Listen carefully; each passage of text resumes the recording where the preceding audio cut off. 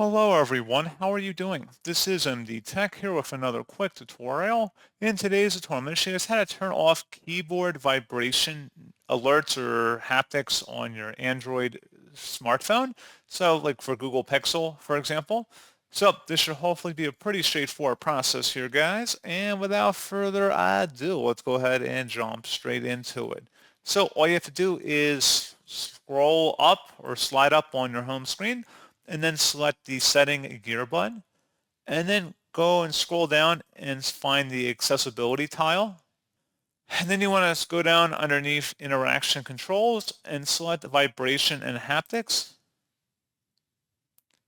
So if you want to enable or disable the vibration with haptics, you can just make that modification up here at the top. If you want to turn off the keyboard vibration, just click inside this oval one time at the top to turn that off. And you also may want to make sure notification vibrations turned all the way down as well.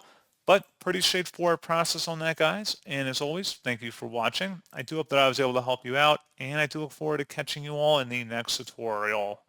Goodbye.